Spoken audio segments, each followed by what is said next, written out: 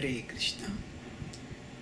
On the occasion of Diwali, let us understand what does this festival mean. Diwali is one of the most visually striking festivals within the current Indian religious calendar, because people put lamps outside their houses in hundreds, thousands, and everywhere it becomes illuminated, and that's why it is called as the festival of lights. Now historically, if we see, those lights were lit when Lord Ram was returning from exile after spending 14 heart-wrenching years of separation. The Ayodhya Vasis jubilantly celebrated the the return of Lord Ram by expressing the devotion of their heart by lighting the lamps. Now the Ramayana describes that when Lord Ram was exiled by the evil machinations of Kaikeyi, at that time Ayodhya became like a ghost town. People stopped doing their regular activities. Women stopped cleaning their houses. There were no smoke in the chimneys from the houses. Everything became unkempt, untidy, and people just lost the impetus to live. The only reason to live was that they had the hope that in the future Lord Ram would come back. So this is definitely a historical reality. Along with that, it also represents an inner reality. Ayodhya is like our heart, and Kaikeyi is like our mind. Because of the evil schemes of the mind, we succumb and we exile the Lord from the heart.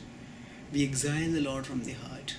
And Diwali is a time when we have the opportunity to welcome the Lord in the heart. And that welcoming is not a physical event when we talk about welcoming the Lord in our heart. It is a devotional event. And that welcoming involves reviving our spiritual vision through philosophical illumination. Just as the lights of the lamps of Diwali provide illumination, similarly, the lights of spiritual wisdom provide illumination. The spiritual wisdom that is given in the Vedic literature, in the Ramayana, in the Mahabharata, in the Bhagavad Gita, in the Srimad Bhagavatam, those gems of wisdom, that wisdom acts like a lamp, and by that lamp we start seeing the supreme selflessness and glory of the Lord's love for us. You know, we have eyes, but those eyes cannot see the inner world.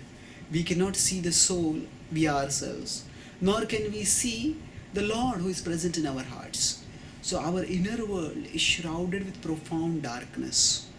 But when we take spiritual knowledge from the scriptures, then Jnana-deepena bhasvataha, with the eyes of knowledge, with the torchlight of knowledge, with the deep, Deepavali is the festival, deepena, with the deep, our inner landscape becomes illumined. And therein we understand, experience intellectually and experientially the love of the Lord for us. And as we become purified and spiritually advanced, then we can perceive the Lord in our heart. So the Lord never leaves our heart, because He loves us so much that even when we turn away from Him, He never leaves us. But we can no longer sense His presence when we turn away from Him. So Diwali is a festival when we shouldn't just restrict ourselves to lighting lamps externally. Along with that, we also light internally the lamp of spiritual wisdom, by which we understand the love of the Lord for all of us, and we welcome Him back in our heart as the Lord of our heart. Then the happiness of Diwali will not just be restricted to one day on the calendar, but rather it will become a perennial happiness.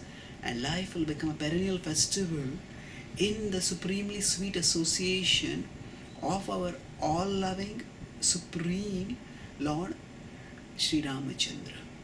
That is what we can pray for on Diwali while lighting the lamps, that may the lamp of wisdom be lit in our heart, and may we understand His love for us and feel inspired to reciprocate His love by welcoming Him in our heart.